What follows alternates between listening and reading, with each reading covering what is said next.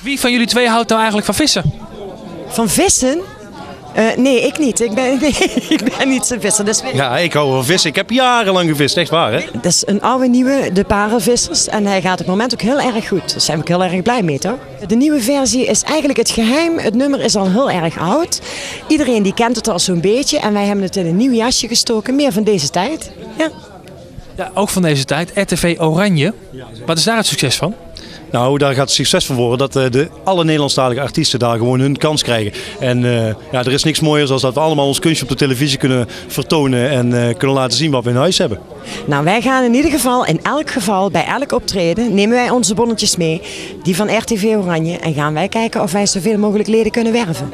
Ja, als het aan ons ligt alle 50.000, maar dat gaat ons natuurlijk niet lukken. Dus als Lucas en Geer dan ook een paar doen, dan doen wij de rest. Oké, maar komt goed.